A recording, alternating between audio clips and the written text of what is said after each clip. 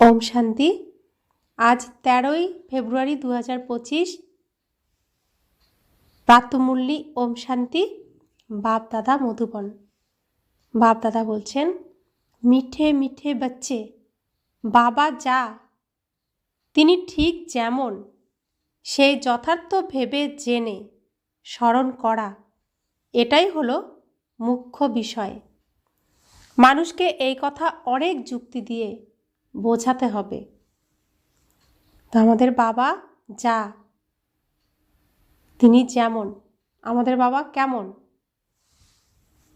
বাবা সদা পবিত্র, সদা সত্য, সদা কল্যাণকারী বিন্দু স্বরূপ আমার পিতা। তাকে এ রূপেই এভাবেই স্মরণ করতে হবে। আমি আত্মা, তিনি পরম আত্মা, আমি তার সন্তান।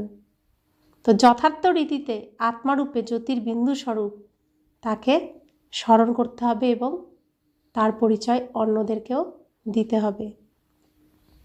আজকের মুরলির প্রশ্ন, সমগ্র ইউনিভার্সের জন্য কি এমন পাঠ রয়েছে যেটা তোমরা এখানেই পড়ো? উত্তর, সমগ্র ইউনিভার্সের জন্য এটাই হলো পাঠ যে তোমরা সবাই হলে আত্মা। নিজেকে আত্মা মনে করে বাবাকে স্মরণ করো, তো পবিত্র হয়ে যাবে। সমগ্র বিশ্বের যিনি বাবা, তিনি একবারের জন্যই সবাইকে পবিত্র বানাতে আসেন। তিনি এসে রচয়িতা আর রচনার জ্ঞান প্রদান করেন। এই জন্য বাস্তবে এটাই হলো একমাত্র ইউনিভার্সিটি। এই সমস্ত কথা বাচ্চাদের স্পষ্ট করে বোঝাতে হবে। ওম শান্তি। ভগবানুবাচ। এখন এটা তো আত্মিক বাচ্চারা বুঝে গেছে যে ভগবান কে। কে ভগবান? পরমপিতা পরমাত্মা শিব বাবা, বিন্দু স্বরূপ, নিরাকার জ্যোতির্বিন্দু স্বরূপ আমার বাবা, তিনিই হলেন ভগবান। ভারতের মধ্যে কেউই যথার্থভাবে তা জানে না। তিনি বলেন যে আমি যা, আমি যেমন, আমাকে যথার্থভাবে কেউ জানে না। তোমাদের মধ্যেও নম্বরের ক্রমানুসারে আছে। নম্বরের ক্রমে পুরুষার্থ অনুসারে জানে। হয়তো এখানেই থাকে, কিন্তু যথার্থ রীতি দিয়ে জানে না। যথার্থ রীতি জেনে বাবাকে স্মরণ করা, এটাই হলো খুব পরিশ্রমের কাজ। যদিও বাচ্চারা বলে এটা খুবই সহজ, আমাকে নিরন্তর বাবাকে স্মরণ করতে হবে। বুদ্ধিতে এই যুক্তি থাকে, তো যুক্তি থাকে আমরা জানি, কিন্তু স্মরণ করার সময় নিরন্তর স্মরণ কি থাকে? বাবাকে নিরন্তর স্মরণ কি করতে পারি? সেখানেই পরিশ্রম। ক্ষণে ক্ষণে আমরা ভুলে যাই। আমি আত্মা হলাম অতীব ছোট বিন্দু, আমার বাবাও হলেন ছোট্ট বিন্দু। অর্ধকল্প তো ভগবানের কোনো নামই নেওয়া হয় না। দুঃখ হলেই স্মরণ করে হে ভগবান। এখন ভগবান কে এটা তো কোনো মানুষ বোঝে না। এখন মানুষকে কিভাবে বোঝাবে? এর উপরে বিচার সাগর মন্থন করতে হবে। নামও লেখা আছে, প্রজাপিতা ব্রহ্মা কুমারীজ ঈশ্বরীয় বিশ্ববিদ্যালয়। এর দ্বারাও বোঝে না যে এটা হলো আত্মিক অসীম জগতের বাবার ঈশ্বরীয় বিশ্ববিদ্যালয়, যেখানে স্বয়ং ঈশ্বর পড়ান, স্বয়ং ভগবান পড়ান। এই নামেই তো অর্থ আছে, কিন্তু কেউ বোঝে না। এখন কি নাম রাখলে মানুষ খুব শীঘ্রই বুঝে যাবে? কিভাবে মানুষকে বোঝাবে যে এটা হলো ইউনিভার্সিটি? ইউনিভার্স থেকে ইউনিভার্সিটি শব্দ এসেছে। তো এই ঈশ্বরীয় বিশ্ববিদ্যালয়ে জগতের জাগতিক পড়াশোনা হয়, ইউনিভার্সের পড়াশোনা হয়। তাই এই বিশ্ববিদ্যালয়ের নাম ঈশ্বরীয় ইউনিভার্সিটি। ইউনিভার্স অর্থাৎ সমগ্র ওয়ার্ল্ড, তার নাম রাখা হয়েছে ইউনিভার্সিটি, যেখানে সম্পূর্ণ পৃথিবী, সম্পূর্ণ জগতের জাগতিক সমস্ত পড়ানো হয়, তাকেই বলা হয় ইউনিভার্সিটি। ইউনিভার্সের পড়া যেখানে পড়ানো হয় তাকেই বলা হয় ইউনিভার্সিটি।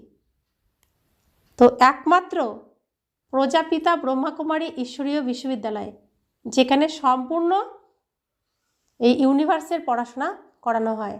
আর লৌকিকের যে বিশ্ববিদ্যালয়গুলো আছে, ইউনিভার্সিটি আছে, সেখানে ইউনিভার্সের পড়ানো হয় না, কোনো সাবজেক্ট নিয়ে পড়াশোনা করানো হয়। কিন্তু এই ঈশ্বরীয় বিশ্ববিদ্যালয়ের নাম হিসেবে ওই লৌকিক বিশ্ববিদ্যালয়ের নামকরণ করা হয়েছে।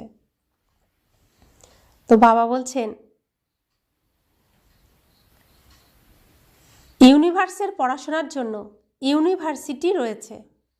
এখন বাস্তবে ইউনিভার্সের জন্য তো এক বাবাই আসেন, তার এই একটি ইউনিভার্সিটি আছে। এইম অবজেক্ট হলো এক। তো সারা বিশ্বে এই ইউনিভার্সিটি আছে। উদ্দেশ্য কি? প্রত্যেক ইউনিভার্সিটিতে উদ্দেশ্য কি রাখা হয়েছে? কি উদ্দেশ্যে পড়াশোনা করানো হয়? নর হবে নারায়ণ, নারী হবে লক্ষ্মী। সেজন্য সম্পূর্ণ বিশ্বে একই সময়ে একই কথা উচ্চারণ হয়। তো ব্রহ্মার মুখের দ্বারা চতুর্দিকে একই কথা উচ্চারিত হচ্ছে। তো সেই জন্য ব্রহ্মার চার মুখ দেখানো হয়েছে। সমস্ত বিশ্বে সব জায়গায় একই উচ্চারণ, একইভাবে স্মরণ করা হচ্ছে। তাই ব্রহ্মার মুখের দ্বারা চতুর্দিকে উচ্চারিত হচ্ছে এই বাণী, ভগবানের বাণী। তো বাবা বলছেন বাবাই এসে সমগ্র বিশ্বকে পবিত্র বানান, যোগ শেখান। এটা তো সমস্ত ধার্মিক আত্মাদের জন্যে আছে। বলেন যে নিজেকে আত্মা মনে করো। ইনি হলেন সমগ্র বিশ্বের পিতা, নিরাকারী গডফাদার। তাহলে কেন না এর নাম spiritual university of spiritual incorporeal godfather রাখা যায়? ভেবে দেখার মতো, তাই না? তো বাবা বলছেন ঈশ্বরীয় বিশ্ববিদ্যালয় ইউনিভার্সিটি নাম রাখা হয়েছে, তবুও মানুষ বোঝে না। তাহলে তোমরা এখন এই ইউনিভার্সিটিকে spiritual university of spiritual incorporeal godfather রাখা যায়? মানুষ তো এরকমই হয়, যাদের মধ্যে সমগ্র বিশ্বের একজনও কেউ বাবাকে জানে না। রচয়িতাকে জানলে রচনাকেও জানতে পারবে। রচয়িতার দ্বারাই রচনাকে জানা যায়। বাবা বাচ্চাদেরকে সব কিছু বুঝিয়ে দেবেন।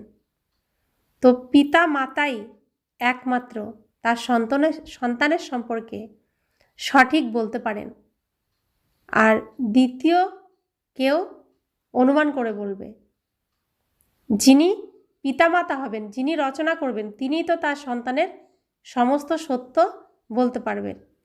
তো সেরকম আমরা রচনা, আমরা তো সম্পূর্ণ সত্য বলতে পারবো না, আমরা অনুমান করে বলবো।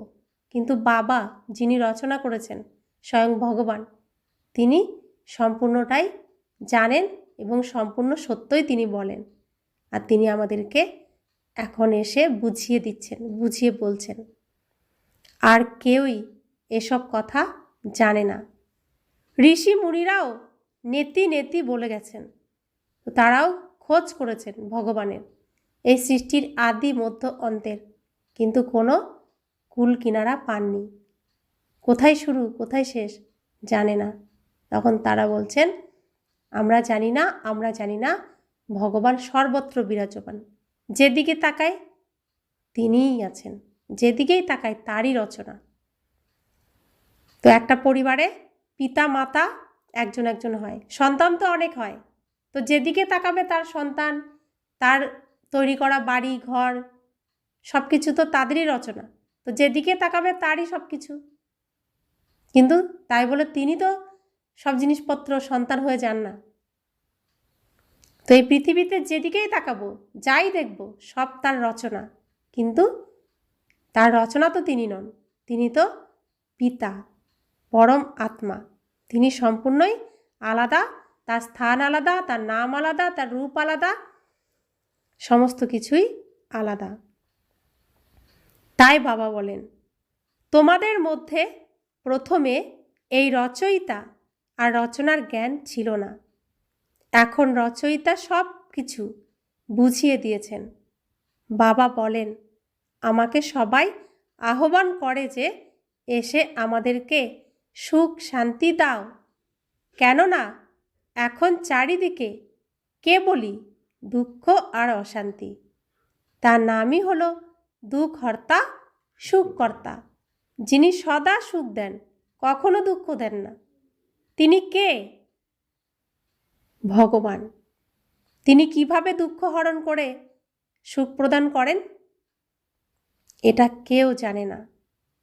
তাই এরকম পরিষ্কার করে লেখো যাতে মানুষ বুঝতে পারে যে নিরাকার গডফাদারই এই জ্ঞান প্রদান করেন। এরকম বিচার সাগর মন্থন করতে হবে।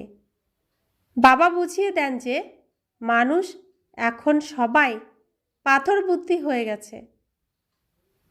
এখন তোমাদেরকে পারস বুদ্ধি বানাচ্ছি। বাস্তবে পারস বুদ্ধি তাদেরকে বলা যাবে যারা ন্যূনতম 50-এর অধিক নাম্বার নেবে। তো তারা 50% নাম্বার পেলেও তাদেরকে পারস বুদ্ধি বলবে, তার কম পেলে তাদেরকে বলবে না। রামও কম নম্বর নিয়েছিলেন, তাই তাকে ক্ষত্রিয় দেখানো হয়েছে। 50-এর কম পেয়েছে, তাই ক্ষত্রিয়। এটাও কেউ বোঝে না যে রামের হাতে তীর ধনুক কেন দেখানো হয়েছে। শ্রীকৃষ্ণের হাতে সুদর্শন চক্র দেখানো হয়েছে যে তিনি সবাইকে হত্যা করেছেন, আর রামকে বাণ দেখানো হয়েছে। একটা খুব ভালো ম্যাগাজিন বের হতো যেখানে লেখা ছিল যে কৃষ্ণ কিভাবে সুদর্শন চক্রের দ্বারা অকাসুর বকাসুরকে হত্যা করেছিল। দুজনকেই হিংসক বানিয়ে দিয়েছে, আবার পুনরায় ডবল হিংসক বানিয়ে দিয়েছে। বলে যে তাদেরও তো বাচ্চা হয়েছে। আরে তারা তো হলেনই নির্বিকারী দেবী দেবতা, সেখানে তো রাবণ রাজ্যই নেই। এই সময় সবাইকে রাবণ সম্প্রদায়ের বলা হয়। এখন তোমরা সবাইকে বোঝাও যে আমরা যোগ বলের দ্বারা বিশ্বের রাজত্ব গ্রহণ করছি, তাহলে কেন যোগ বলের দ্বারা বাচ্চা হতে পারে না? সেটা তো হলোই নির্বিকারী দুনিয়া। এখন তোমরা শূদ্র থেকে ব্রাহ্মণ হচ্ছ। এরকম ভালো রীতিতে বোঝাতে হবে যার দ্বারা মানুষ বুঝতে পারে যে এর কাছে সম্পূর্ণ জ্ঞান আছে। অল্প একটুও যদি জ্ঞান বুঝে যায় তাহলে বোঝা যাবে যে এই আত্মা ব্রাহ্মণ কুলের আছে। আবার কয়েকজনকে দেখে বোঝাই যায় যে এ ব্রাহ্মণ কুলের নয়। অনেক রকমের আত্মাই তো আসে, তাই না? তাই তোমরা spiritual university of spiritual incorporeal godfather লিখে দেখো কি হয়। বিচারসাগর মন্থন করে শব্দ মেলাতে হয়।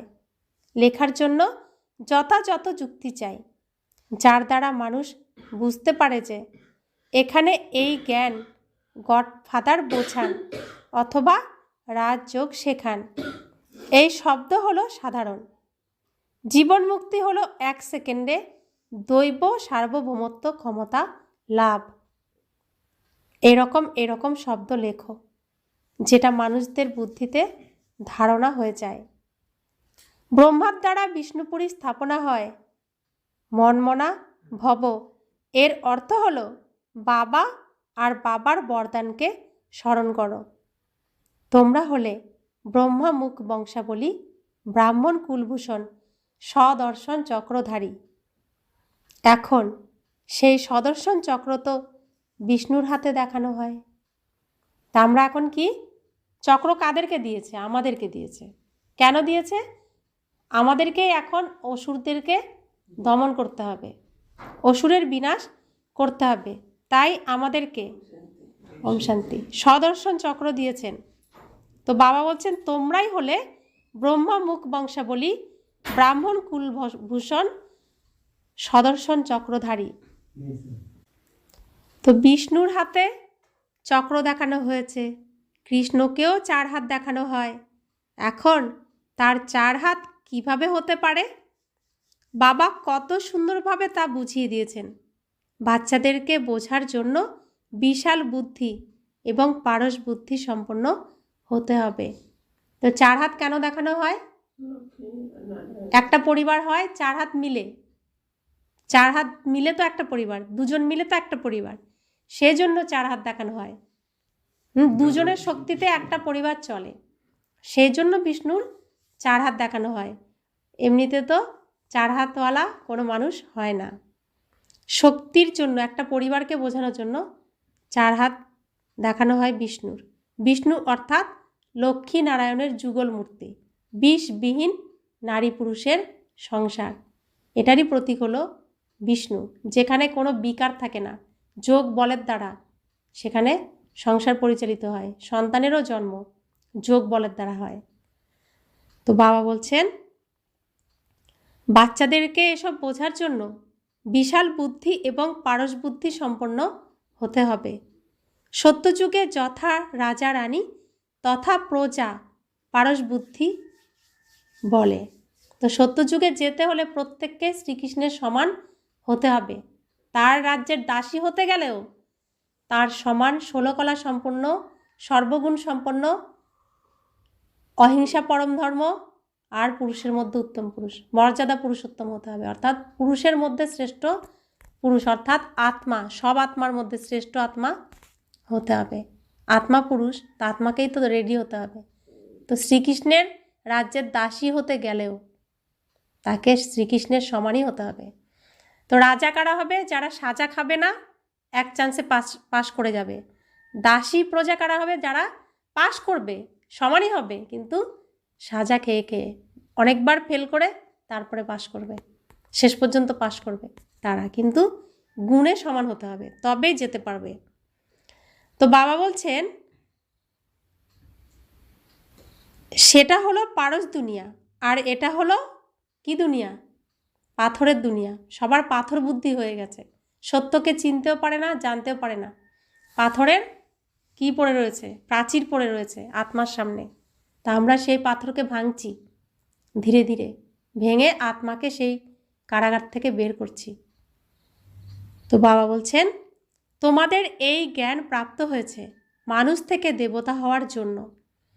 তোমরা শ্রীমতে চলে নিজেদের রাজ্য পুনরায় স্থাপন করছো।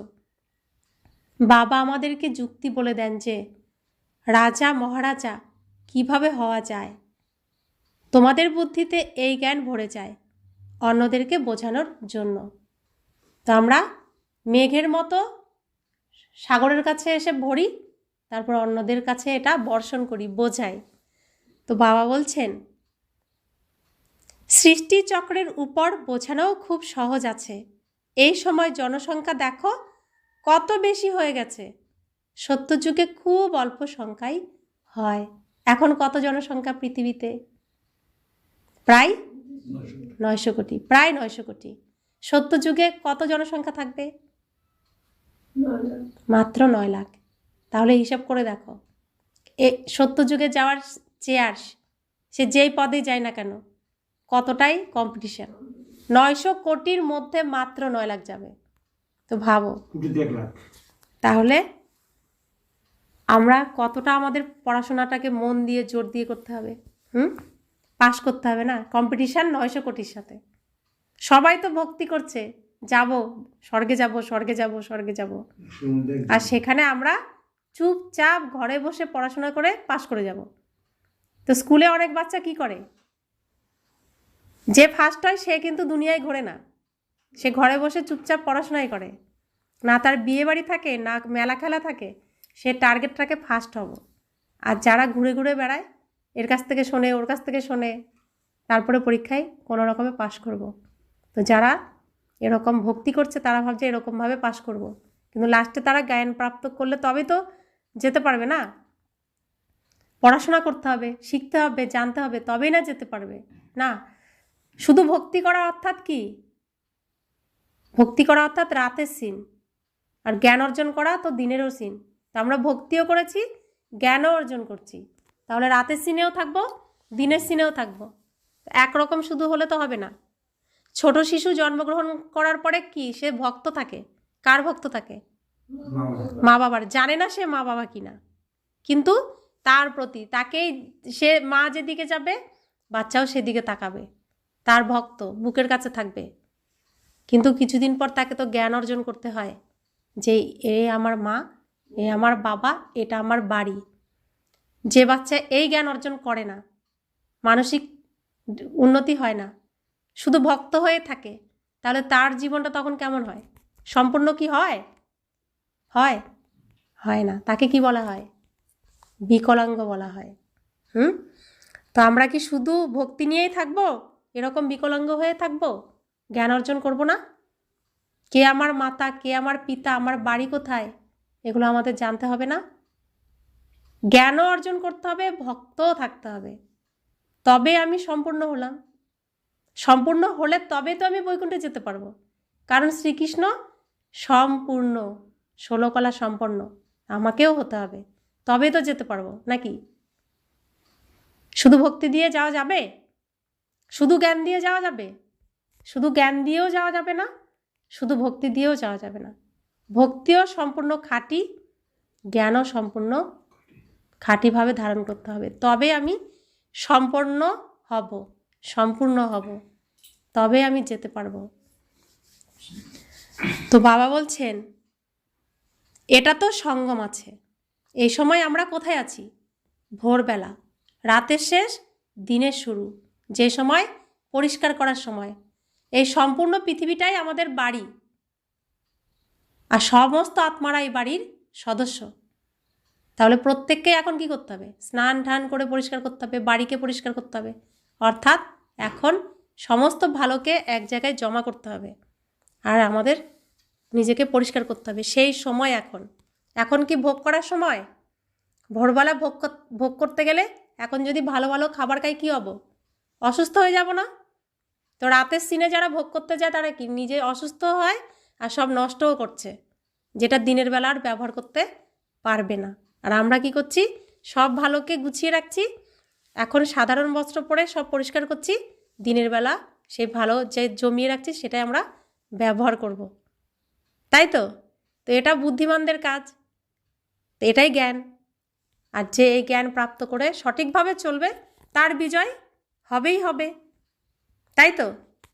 তো প্রত্যেক দিন আমরা দৈনন্দিন জীবনে যেমন করি সেটা হদের, সীমিত। আর এখন আমাদের এই বেহদের, অর্থাৎ এই বিশাল বাড়িটা এখন পরিষ্কার পরিচ্ছন্ন করার সময়, আর একবারই এই বাড়িকে পরিষ্কার করতে হয়।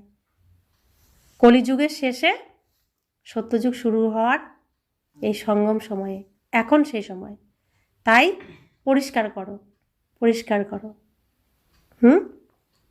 এই সময়টাকে বলছে ত্যাগের সময়। যত তুমি ত্যাগ করবে ততই তুমি প্রাপ্ত করবে, তাই বলা হয় ত্যাগেই শান্তি, এই কারণেই বলা হয়। তো বাবা বলছেন ব্রাহ্মণ তো খুব কম সংখ্যকই হবে, ব্রাহ্মণদের যুগই হলো ছোট, ব্রাহ্মণদের পর হলো দেবতা। তো ব্রাহ্মণ কত সংখ্যায় হবে? ব্রাহ্মণ এখন তো 33 কোটি ব্রাহ্মণ হবে, খুবই কম। আর ব্রাহ্মণদের এই যুগের সময় কতটা? 100 বছরের। তো ব্রহ্মা বাবা প্রথম ব্রাহ্মণ, ভগবান আসেন 100 বছরের জন্য। এই ব্রাহ্মণকুল রচনা করেন, আর এই ব্রাহ্মণরাই তারপরে কি হয়? দেবতা।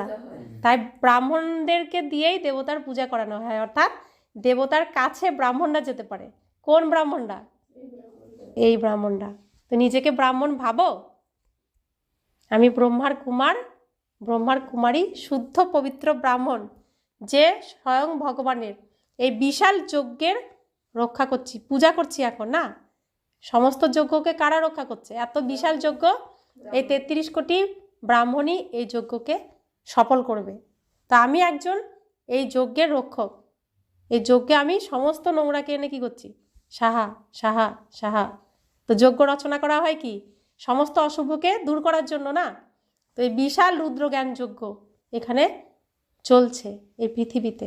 স্বয়ং ভগবান এসে শ্রীকৃষ্ণের অন্তিম জন্মের অন্তিম শরীর দ্বারা এই যজ্ঞ স্থাপন করেছেন।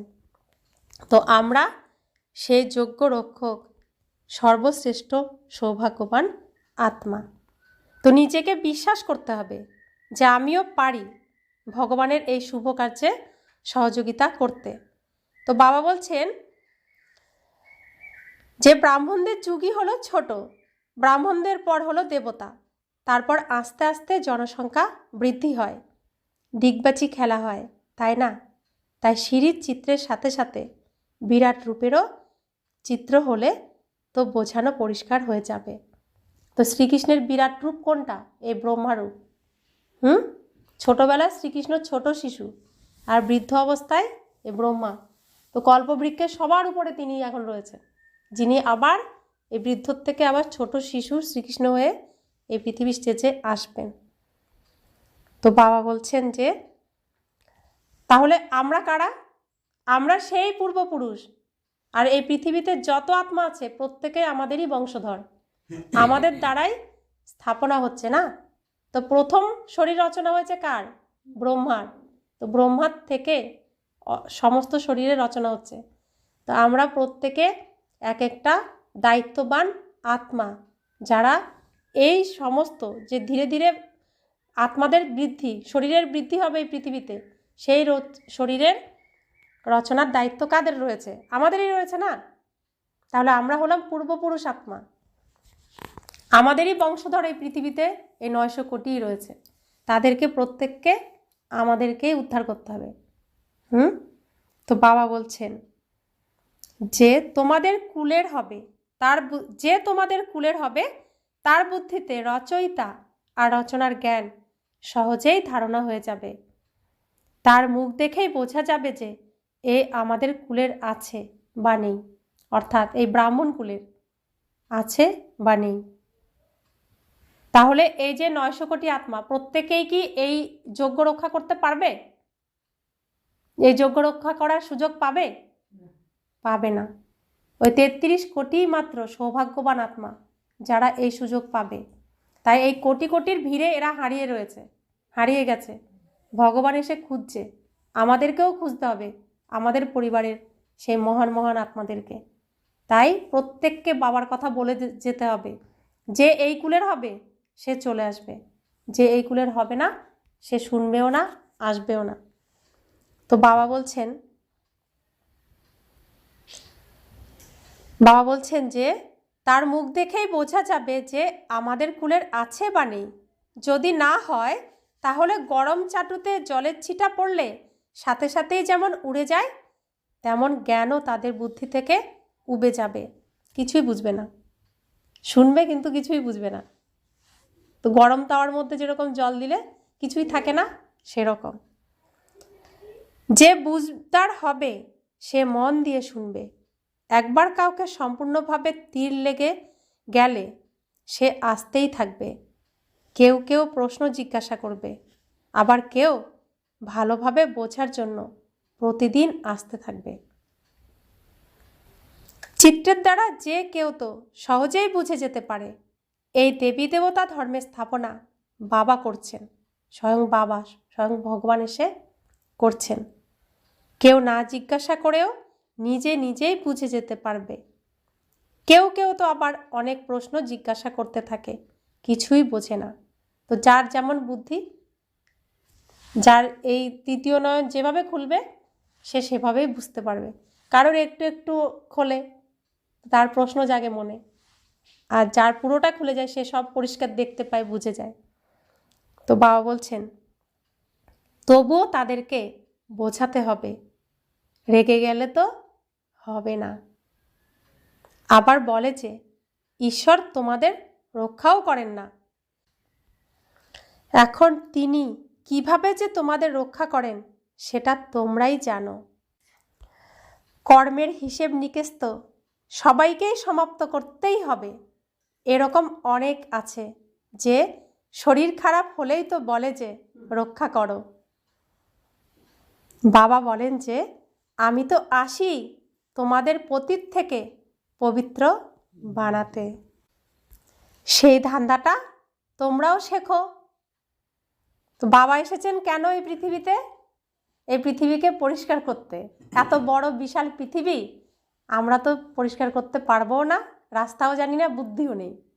তো বাবা এসে শেখাচ্ছেন যে এইভাবে পরিষ্কার করো, তাড়াতাড়ি পরিষ্কার হয়ে যাবে। তো এখন এই ধান্দাটা তুমিও করো বাবার থেকে শিখে। বাবা 5 বিকারের উপর জয় করতে শেখান, তাই আরও তীব্র গতি দিয়ে তারা মোকাবিলা করতে আসে। তো বাবা এসেছেন কোন রাজ্যে? অসুরের রাজ্যে। আমরা রয়েছি কোন রাজ্যে? অসুরের রাজ্যে। তো বাবা আমাদেরকে পবিত্র হতে শেখাচ্ছেন। যখন আমরা পরিষ্কার হতে যাচ্ছি, ওরা তীব্র বেগে এসে বাধা দিচ্ছে, না বন্ধ করো, পবিত্র বন্ধ করো, করছে না। তো বলছে তোমরা যত পরিষ্কার হতে যাচ্ছ, ওরা তীব্র গতি দিয়ে মোকাবিলা করতে আসে। বিকারের তুফান খুব জোরে আসে। বাবা তো বলেন যে বাবার হয়ে গেলে এইসব অসুখ বিসুখ আরও উত্থাল পাতাল করবে, তুফান খুব জোরে আসবে। এটাই তো হলো বক্সিং, বুঝেছ? ভালো ভালো শক্তিমান বাচ্চাদেরকেও পরাজিত করে, বলে যে না চাইতেও কুদৃষ্টি চলে গেছে, রেজিস্টার খারাপ হয়ে যায়। বাবা সকল সেন্টারের বাচ্চাদেরকে বোঝাচ্ছেন যে কুদৃষ্টি সম্পন্ন আত্মা অনেকে আছে, নাম নিলে আরও তারা বিশ্বাসঘাতক হয়ে যাবে, নিজের সর্বনাশ করে খারাপ কাজ করতে লেগে যাবে, নিজের সত্তার নাশ করবে, নিজের ক্ষতি করবে, কাম বিকার নাক দিয়ে ধরে নেবে, মায়া ছাড়বেই না, কুকর্ম কুদৃষ্টি কুবচন বেরিয়ে আসবে, কুচলন হয়ে যাবে। এই জন্য খুব খুব সাবধান থাকতে হবে। তো বাবা কারোর নাম নেন না, কিন্তু বাবা প্রত্যেককে জানেন কার ভিতরে কী আছে। তো নাম নিয়ে কাউকে অসম্মান করেন না। বাবা বলেন তোমরা পরিষ্কার হয়ে যাও, নিজেকে চেনো, নিজের মূল স্বরূপে ফিরে আসো। তুমি আত্মা, তুমি নিজেকে আত্মা নিশ্চয় করো। দেহের সমস্ত ধর্মকে তুমি ত্যাগ করো। দেহের ধর্ম মানে বিকারী ধর্ম। এই দেহের ধর্মকে তুমি ত্যাগ করো, আত্মার ধর্মকে তুমি জাগরিত করো। বাচ্চারা, যখন তোমরা প্রদর্শনী আদি করতে থাকো, তখন এরকম যুক্তি বের করো যে কেউ খুব সহজেই বুঝে যেতে পারে। তো এমনভাবে বোঝাতে হবে, এমন যুক্তি খাড়া করতে হবে যে কেউ খুব সহজেই বুঝে যেতে পারে। এই গীতা জ্ঞান স্বয়ং বাবা পড়াচ্ছেন। এতে কোনো শাস্ত্রাদির কথা নেই, এখানে কোনো শাস্ত্র পাঠ করা হয়। পুরো সত্যটাকেই বাবা আমাদেরকে বলছেন, আমাদের স্মৃতি ফিরিয়ে দিচ্ছেন। এটা হলো পড়াশোনা। বাবা এসে আমাদেরকে পড়াশোনা করাচ্ছেন। কোনো গল্প কাহিনী কি শোনাচ্ছেন? গল্প কাহিনী শোনাচ্ছেন না, সত্যটাকেই আমাদের শেখাচ্ছেন। গীতা বই তো এখানে নেই, বাবা পড়াচ্ছেন। বাবা কি পড়াচ্ছেন? সত্য ঘটনা বলছেন, কারণ তিনি রচনা করেছেন, তিনি সব সত্যটা বলছেন।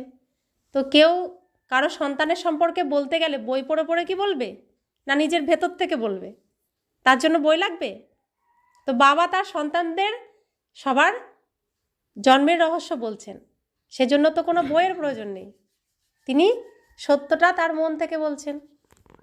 তো বাবা বলছেন তিনি কি বই হাতে নিয়ে পড়াবেন? তাছাড়া এই গীতা নাম কোথা থেকে এসেছে? গীতা নামটা কোথা থেকে এসেছে? বাবা প্রত্যেক দিন আমাদের এই গীত গেয়ে গেয়ে শোনাচ্ছেন। আমরা এখন কোথায় আছি? এই বিষের সাগরে রয়েছি, আর রয়েছি কোন নৌকায়? শরীররূপী নৌকায়। আর সবাই আমরা এখন এই ব্রহ্মরূপী নৌকাতে চড়ে বসেছি। শিব বাবা মাঝি হয়ে আমাদেরকে এই গান গাইতে গাইতে ধীরে ধীরে এই বিষের সাগর থেকে ওই পারে নিয়ে যাচ্ছেন। আমরা বুঝতেও পারছি না। এখন আমরা বুঝতে পারছি যে কতটা চলে এসেছি। প্রথম তো বুঝতাম না, এখন বুঝতে পারছি যে আমরা অনেকটা চলে এসেছি ওই পাড়ের থেকে এই পাড়ের দিকে। আমরা এখন প্রায় কাছাকাছি চলে এসেছি।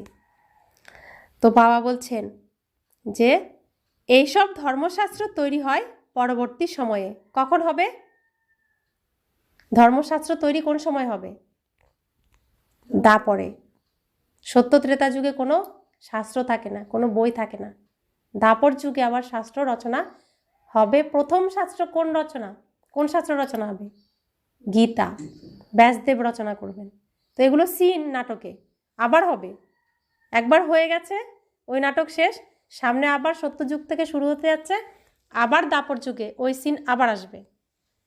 তো বাবা বলছেন কত সব মঠ পন্থা আছে, প্রত্যেকেরই নিজের নিজের শাস্ত্র রয়েছে, শাখা প্রশাখা যা কিছু আছে, ছোট ছোট মঠ পন্থা অনেক আছে, তাদেরও শাস্ত্রাদি নিজের নিজের আছে। সেগুলো হয়ে গেল সব ছোট বাচ্চা। কার বাচ্চা? গীতার বাচ্চা। প্রথমে তো গীতা রচনা হলো না, গীতা মাতা, তারপরে যত শাস্ত্র রচনা হয়েছে। তার থেকে তো কখনো মুক্তি পাওয়া যায় না। কোন শাস্ত্রের থেকে মুক্তি পাওয়া যায় না? যা মানুষ তৈরি করেছে সেই শাস্ত্রের থেকে মুক্তি পাওয়া যায় না। সকল শাস্ত্রের শিরোমণি গীতা গাওয়া হয়। গীতারও জ্ঞান শোনানোর জন্য কেউ থাকেন। এই জ্ঞান বাবা এসে প্রদান করেন। তো সত্য গীতা, শ্রীকৃষ্ণের মুখের উচ্চারিত সত্য গীতা জ্ঞান কারা প্রাপ্ত করছে? আমরা। এর দ্বারা আমরা কি হচ্ছি? জীবন মুক্ত স্থিতি পাচ্ছি। জীবন মুক্তি অর্থাৎ সদ্গতি হচ্ছে আমাদের, আমরা বৈকুণ্ঠে যাওয়ার উপযুক্ত হচ্ছি। তো ভাবো, এতদিন শুনে এসেছি শ্রীকৃষ্ণের মুখের উচ্চারিত বাণী, আর সেই শ্রীকৃষ্ণের মুখের উচ্চারিত বাণী আমরা সরাসরি পাচ্ছি। আমরা কোনো ব্যক্তির পড়া পড়ছি না, স্বয়ং ভগবান পড়াচ্ছেন ব্রহ্মার মুখের দ্বারা, আর সেই জ্ঞানের অমৃত আমরা পান করছি। তো কত সৌভাগ্যবান আত্মা আমরা। তো বাবা বলছেন এই জ্ঞান বাবা এসে প্রদান করেন। তার হাতে কোনো শাস্ত্র আদি থাকে না। আমিও শাস্ত্র পড়ি না, তোমাদেরকেও পড়াই না। বাবা কোনো শাস্ত্র পড়েন? তার পড়ার কি কোনো প্রয়োজন আছে? তিনি পড়েনও না, তিনি পড়ানো না। তো বাবা বলছেন তিনিও শেখেন এবং শেখান। কে শেখেন এবং শেখান? ব্রহ্মা বাবা। তিনি শেখেন এবং শেখান। এখানে শাস্ত্রের কোনো কথা নেই। বাবা হলেনই নলেজফুল। আমি তোমাদেরকে সমস্ত বেদশাস্ত্রের সার সংক্ষেপ বোঝাই। মুখ্য হলই 4 ধর্মের 4 ধর্মশাস্ত্র। ব্রাহ্মণ ধর্মের কোন শাস্ত্র আছে কি?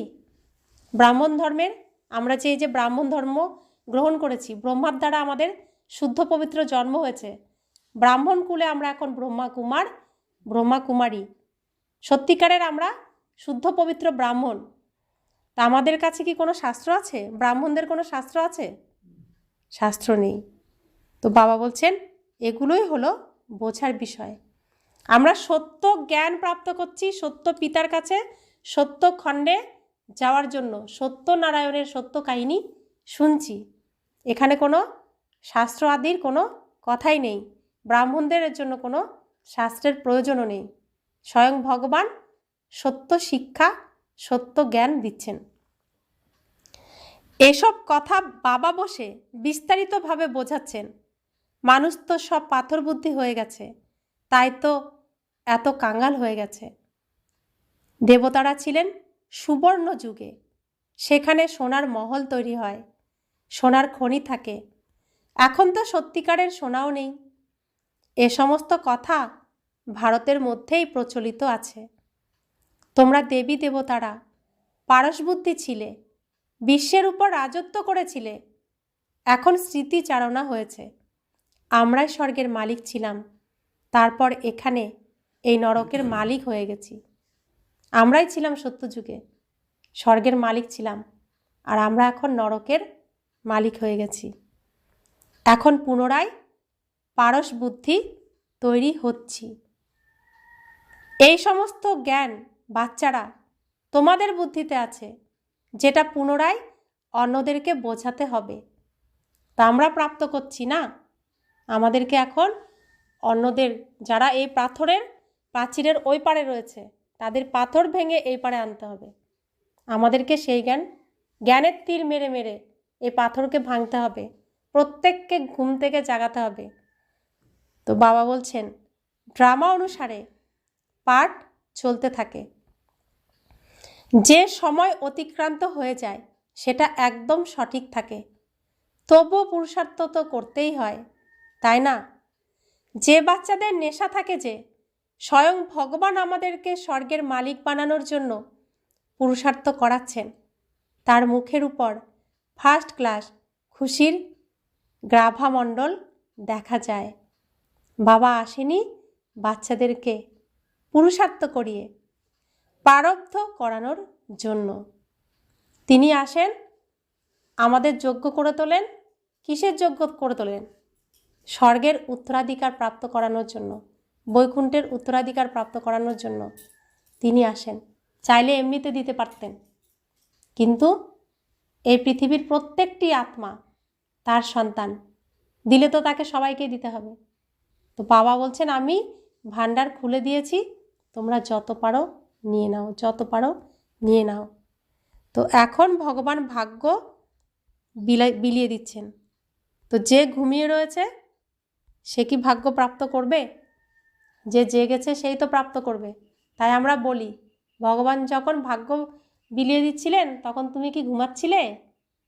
দেখো যারা ঘুমাচ্ছে তারা অসুরের কারাগারে ঘুমাচ্ছে, কংসের কারাগারে। আর আমরা জেগে এখন কারাগার থেকে মুক্ত হয়ে আমাদের উত্তরাধিকার প্রাপ্ত করার জন্য বাবার মন জয় করার চেষ্টা করছি, বাবার সমান হওয়ার চেষ্টা করছি, শ্রীকৃষ্ণের সমান হওয়ার চেষ্টা করছি। তাই তো আমাদের উদ্দেশ্য কি? আমাদের উদ্দেশ্য প্রত্যেকটি জন্ম শ্রীকৃষ্ণর সাথে নেওয়ার। শ্রীকৃষ্ণ যতগুলো জন্ম নেবে আমিও শ্রীকৃষ্ণর সাথে সাথে পাশে পাশে ততগুলো জন্মই নেব। এটাই আমাদের উদ্দেশ্য। তো ভগবান কতটুকু সময় থাকবেন এখানে? এখন আর কতটুকু থাকবেন?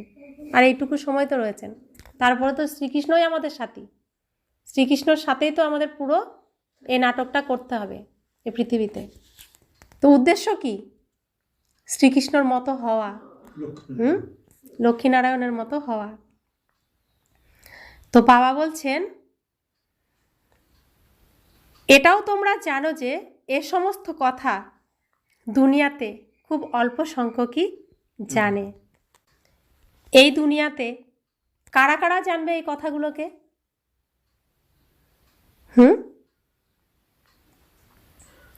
যারা শ্রীকৃষ্ণের সাথে স্টেজে অভিনয় করতে আসবে তারাই শুধুমাত্র জানবে। যারা সত্যযুগ ত্রেতা যুগে অভিনয় করতে আসবে না তারা জানবেও না।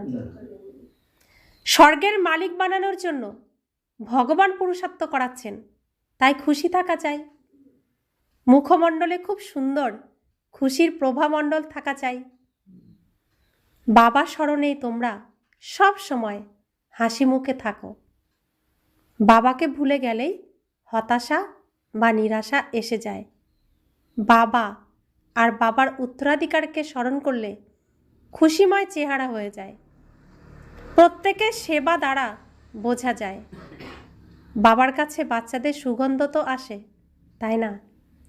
তো আমি কতটা নিজেকে সমর্পণ করেছি, আমার চাল চলন, আমার আচার আচরণ, আমার সেবা, আমার কথাবার্তা, আমার চোখের দৃষ্টি, সব কিছুতে বোঝা যায়, বোঝা যাবে। একে অপরকে দেখলে বোঝা যাবে যে এই জ্ঞানের রাস্তায় কতটা এগিয়েছে। তার অ্যাক্টিভিটি দেখলেই বোঝা যাবে। আর বাবা তো সবার মন জানেন, মন পড়তেই জানেন যে কে কতটা তৈরি হয়েছে। সুপুত্র বাচ্চাদের থেকে সুগন্ধ আসে, কুপুত্রদের থেকে দুর্গন্ধ আসে। তো বাবা কোন গন্ধ নেন? কোন গন্ধ? সুগন্ধটা কোন সুগন্ধ? আমরা যে মন থেকে বাবার প্রতি যে ভালোবাসা রাখি, যে প্রেম রাখি, সেটাই হলো সুগন্ধ। তো বাবাকে ভালোবাসি বলেই তো অমৃতবেলায় উঠি, নিজেকে পরিষ্কার পরিচ্ছন্ন করি, তারপরে বাবার সাথে মিলন করি, বাবার সাথে কথা বলি। প্রত্যেকে আমরা এর জন্য এসেছি। এই যে মনের ভাব, এই যে প্রেম, হুম, এই প্রেমটুকুই তিনি নেন, এটাই সুগন্ধ। আর কুপুত্ররা কি করবে? উঠে ঝগড়া ঝাঁটি, এটা সেটা, রাবণের যে আচরণ সেটাই করবে। তো সেই দুর্গন্ধ বাবা কি নিতে পারেন? বিরক্ত হয়ে যান। তো বাবা বলছেন, বাগান থেকে সুগন্ধি ফুলকেই তোলার জন্য মন চায়। তো আমরা এখন বাগানে, আর ওই দুনিয়ায় সবাই রয়েছে জঙ্গলে, জঙ্গল কাটার, আর আমরা হচ্ছি ফুলের বাগানে, ফুল তৈরি হচ্ছি। তো বাবা বলছেন এই বাগান থেকে যে সুগন্ধি ফুল হয়ে উঠবে তাকে তার কাছে নিয়ে যেতে মন চায়। আকন্দ ফুলকে তো কেউ তুলতে চায় না। বাবাকে যথার্থ রীতিতে স্মরণ করলেই বিকর্ম বিনাশ হবে। তো কোন ফুলকে সবাই নিতে চায়? গোলাপ ফুলকে। তো বাবাও গোলাপ ফুলকেই নিতে চাইবেন। গোলাপ ফুলের বিশেষত্ব কি? পাপড়িগুলো এরকম মেলা থাকে, একটু ঘোরালেই কি হয়? সব পাপড়ি ঝরে পড়ে যায়, মাঝের মূল যে গোলাপ ফুলের মূল যেটা আসল সেটা থেকে যায়। তো আমরা এমনই যেন হই, আমি আত্মা সত্যি আসল। তো আমার শরীরের সাথে সম্পর্কিত যারা আছে প্রত্যেকেরও পাপড়ি। তো বাবা যখন এমন ঘুরাবে, ছাড়ো, 1 সেকেন্ডে ছেড়ে চলে গেলাম বাবার কাছে, এমন হতে হবে গোলাপ ফুল। তাই তো? তো বাবা বলছেন বাবাকে যথার্থ রীতিতে স্মরণ করলেই বিকর্ম বিনাশ হয়ে যাবে। তো আমি গোলাপ ফুলে পরিণত হব। তো ওই বাগানে কি ছিলাম? আকন্দ ফুলের মতো, কেউ পছন্দ করে না। এখন এখানে এসে আমাকে গোলাপ ফুল হতে হবে, গোলাপ ফুলের মতোই হতে হবে। अच्छा, मीठे मीठे सिखिला दे बच्चों प्रति माता पिता बाप दादा का याद प्यार और गुड मॉर्निंग। रूहानी बाप की रूहानी बच्चों को नमस्ते। हम रूहानी बच्चों की रूहानी माता पिता बाप दादा को याद प्यार, गुड मॉर्निंग और नमस्ते नमस्ते नमस्ते। शुक्रिया बाबा, शुक्रिया बाबा, शुक्रिया। धारणार जन्य मुख्य सार, मायार साथे युद्धे हेरे जेओ ना। খেয়াল থাকে যে কখনো মুখ থেকে কুবচন না বেরিয়ে যায়, কুদৃষ্টি, কুচলন, কুকর্ম না হয়ে যায়। দ্বিতীয় ধারণা, ফার্স্ট ক্লাস সুগন্ধি ফুল হতে হবে। নেশা থাকে যে স্বয়ং ভগবান আমাদেরকে পড়াতে এসেছেন। বাবার স্মরণে থেকে সব সময় হাসি মুখে থাকতে হবে। কখনো হতাশ বা নিরাশ হয়ে পড়ো না। তো আমরা আছি নোংরা দুনিয়ায় আর হতে যাচ্ছি সম্পূর্ণ শুদ্ধ পবিত্র। তো যারা নোংরা তারা কি আমাকে শুদ্ধ পবিত্র সহজে হতে দেবে? দেবে না। আবার মায়া নিজে আমার মধ্যে রোগ শোককে প্রবেশ করিয়ে দিয়ে আমাকে এই পথ থেকেও সরানোর চেষ্টা করবে।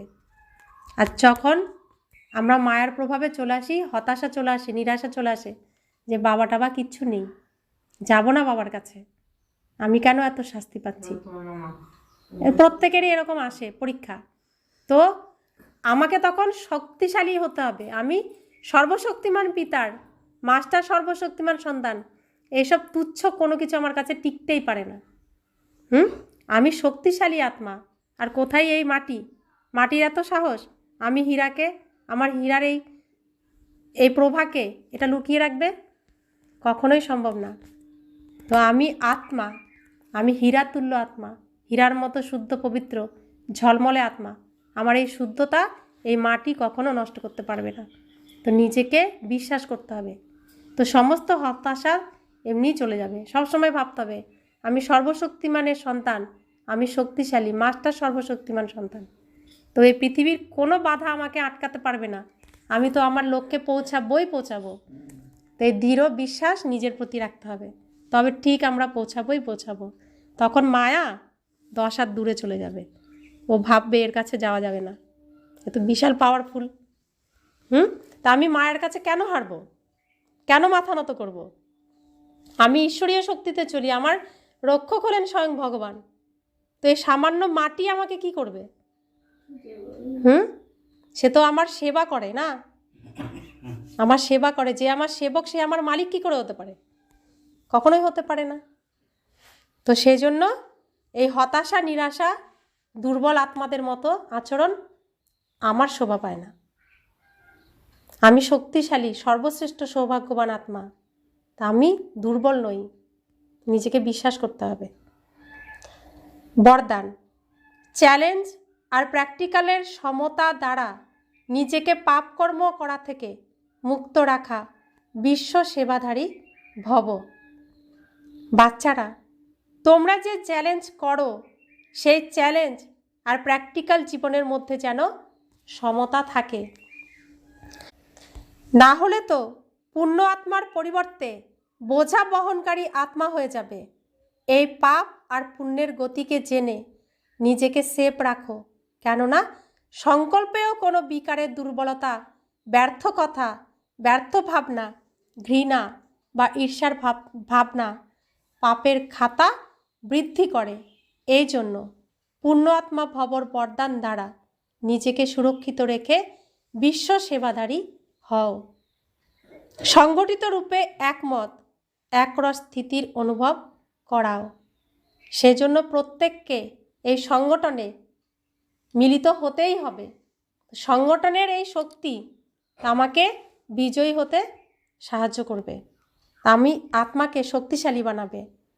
তাই কোনো ব্যর্থ কথা, ব্যর্থ ভাবনা, দুর্বল ভাবনা আমি আত্মার শোভা পায় না। আমি আত্মা পরমাত্মার সিলেক্টেড, ভগবান আমাকে বিশ্বাস করেছেন, আমি পারবো। তা আমি পারবো, আমাকে করে দেখাতেই হবে, বিজয় আমার হবেই হবে। আমি দুর্বল ভাবনা, দুর্বল চিন্তা করার মতো এত কমজোর আত্মা নই। আমার প্রত্যেকটি সংকল্প, প্রত্যেকটি ভাবনা থাকবে শ্রেষ্ঠ, মহান। আমি পূর্ণ আত্মা, আমি মহান আত্মা। তো আমার প্রত্যেকটি ভাবনাও থাকবে পূর্ণ কর্মের জন্য, মহান কর্মের জন্য। স্লোগান, পবিত্রতার আলো চারিদিকে জ্বালাও, তাহলে বাবাকে সহজে দেখতে পাবে। তো আমি আত্মা শুদ্ধ পবিত্র, হীরার মতো ঝলমল করি আমার সিংহাসনে। তো আমি আত্মা সম্পূর্ণ পবিত্র। যখন আমি পবিত্র, তো আমার পবিত্র কিরণ অন্যকেও প্রভাবিত করবে। তো যখন আমার এই পবিত্র আলো, অলৌকিক আলো প্রকাশিত হবে, তখন আমি বাবাকেও সহজে দেখতে পাবো।